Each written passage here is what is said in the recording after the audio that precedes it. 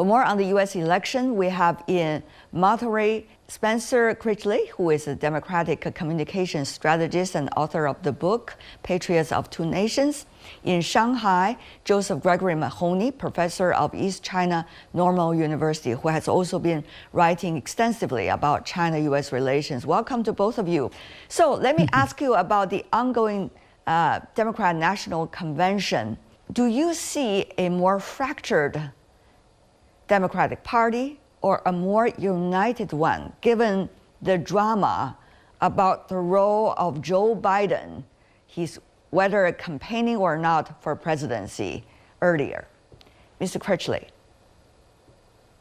Oh, I think a very, very strongly united Democratic Party. And Democrats are famous for their tendency to form factions and get into fights with each other about sometimes fine details of policy, often at the expense of winning elections. But that, I would say, is the opposite of the case right now. The transition from Joe Biden to Kamala Harris as the nominee has gone better than I think pretty much anybody expected. There was a great deal of fear that there would be a lot of chaos if President Biden decided not to run for re-election. But as I say, the opposite has happened. And I think actually that a lot of the credit can go to Donald Trump, who is seen as an existential threat to the future of American democracy. And that's one of the most powerful unifying forces for Democrats right now. Well, Mr. Critchley is a Democrat communication strategist, so one could argue he could be a little bit partisan, but to you, Professor Mahoney, tell me more about your assessment of the latest situation, Democratic Party, united or fractured? Well, I'm not a partisan for either of the two major parties, and so I can be a little more objective, I think, although I would concur with a lot of what Spencer has said. I think, parties tend to think like parties, and certainly at their conventions, and I agree that there was a concern that this could have been a chaotic transition. And certainly there is a desire to show that the party is united against what the Democrats do view as an existential threat. Whether or not most Americans concur with that or not is something to be decided in November. But in so much as looking at the slate of speakers that included Hillary Clinton and Joe Biden, when I woke up to that in Shanghai, I thought, and Barack Obama, of course.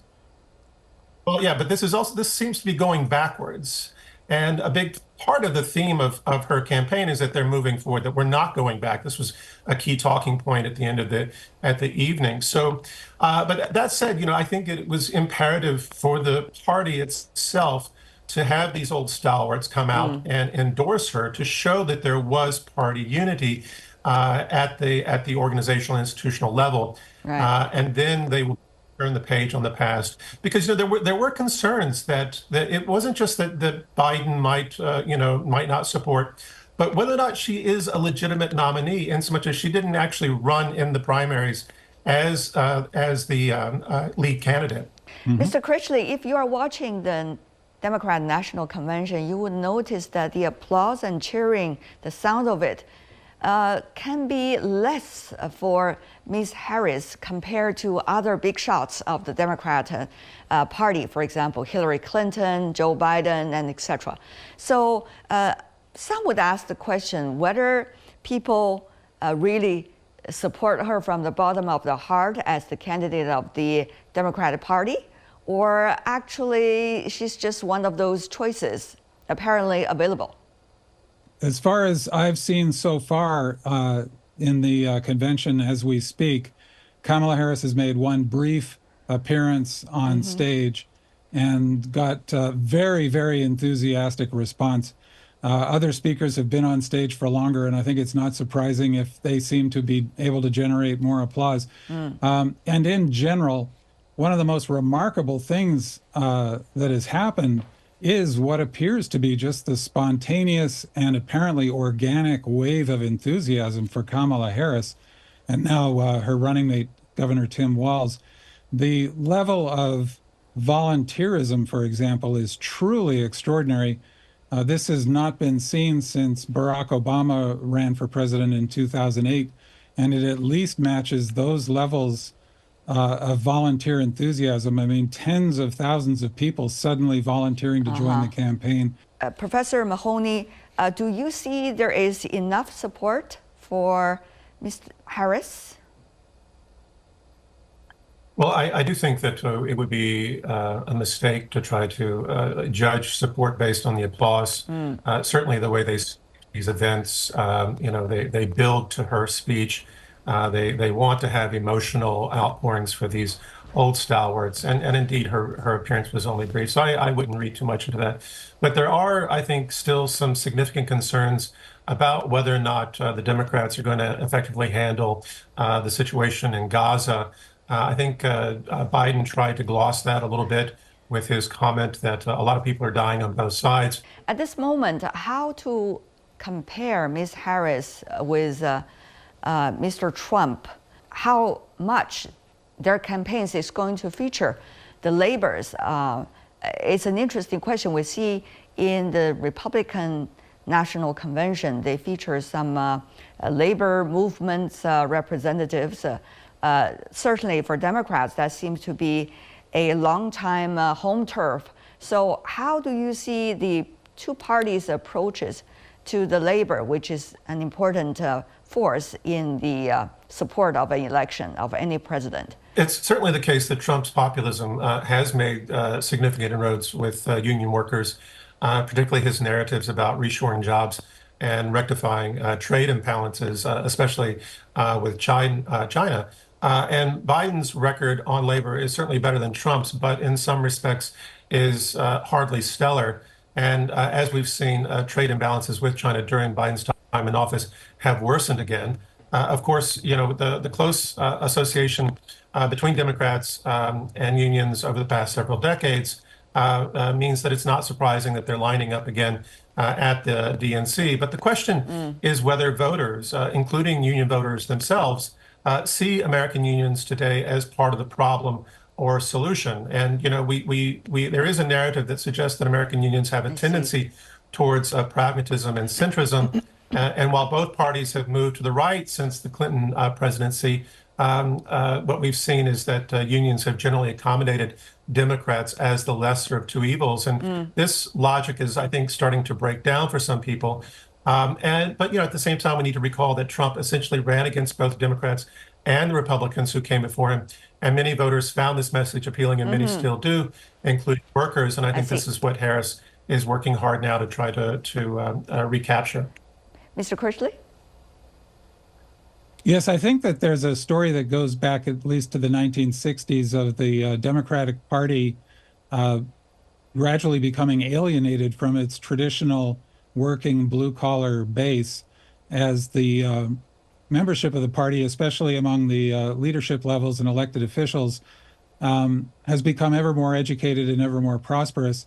And I think it's a fair critique of the Democratic Party that it became more and more of self-styled meritocracy that tended to see working people as a kind of a theoretical construct as opposed to their friends and neighbors who they actually knew and whose lives they could imagine more directly.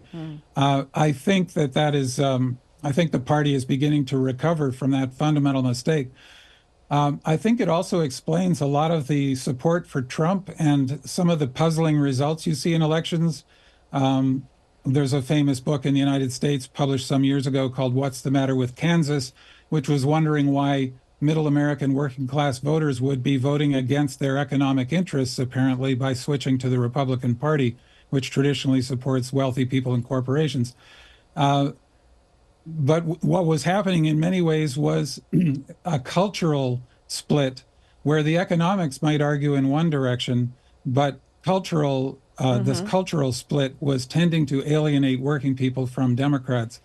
I think, as I say, it's taken quite a while, but the Democratic Party has woken up to that and is starting to heal those rifts. Okay. Now, my final question for both of you, as we are seeing, well, the Democrat National Convention is ongoing. There's already conflict between the police and also the protesters outside the convention. Meanwhile, we also saw earlier the drama, extreme drama, going on with Donald Trump's campaign at the one of his speaking moments. So one would wonder how divided the country will be as both campaigns go along and more conflicts, whether verbally or otherwise, will mean for the U.S. Presidential election. Mr. Critchley. Well, I think this is a historic turning point for the United States. Measured one way, Americans are actually not particularly divided.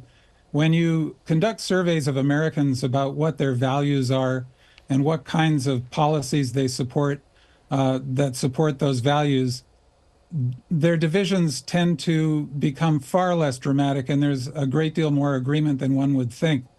But with the breakdown is what I describe in what I call the shared reality that we've been seeing, and what I think is the cynical exploitation of media and messaging to make that breakdown even more radical. What happens is that people who would otherwise probably agree with each other, or at least be able to negotiate with each other, are encouraged to see each other as evil aliens with whom they have nothing in common and who are a threat to everything they hold dear. I think ultimately that's the challenge that American democracy faces right now, is can we build a truly pluralistic democracy, which is what America was always supposed to be, without a single shared worldview. Yeah. I believe liberal democracy makes that possible, but I think we're seeing just how difficult a challenge that is. Of course, that's a long-term question U.S. has to answer itself, but at the same time, how safe will the campaigns be? That's the immediate question probably people are watching all over the world leading up to November. To you, Professor Mahoney, your thoughts on this?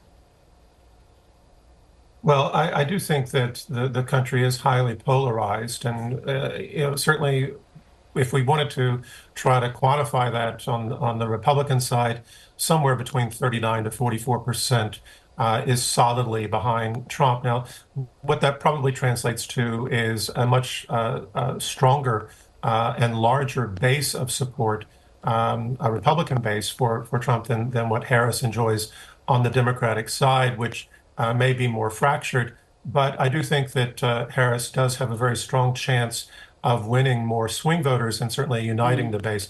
And so in this case, she may ultimately prevail. But I don't think we should diminish the fact that there is, let's say, an existential question in the U.S. about whether or not either country is, or excuse me, either party is able to formulate the sort of solutions that are going to lead the country down the right path in the longer term. Yeah. And I don't think there's a lot of confidence on both sides of that polarization that one or the other is capable of doing it at this point. I remember, Mr. Mahoney, last time when we were also devoting similar amount of airtime to the Republican National Convention discussion, we asked the question, I think it's fair to ask this question again when we are discussing the Democrat National Convention going on in the U.S., how safe will it be leading up to the election, and how the rest of the world need to be prepared for all scenarios? Well, I think one of the things that I keep getting asked is, okay, so who's going to, we keep having these new developments. Biden has a terrible debate performance, and then we have an assassination attempt, and then Biden gets COVID, and then he bows out of the race. And everyone keeps wanting an answer of, okay, who's going to win now? And I think the new normal is that you have to expect the unexpected. You have to expect that there's going to be continued disruptions. And this race is far from over. And this is in addition to the normal, October or November surprises that were always sort of built into these campaigns and certainly are out there lurking. So I think there's a lot more potential for disruption coming. And how we perceive that from the perspective of security, I don't necessarily mean that candidates are more likely to face assassination attempts, but this race is far from settled. It just started. Well, Joseph Gregory Mahoney, Spencer Critchley, thank you so much, gentlemen, for joining us.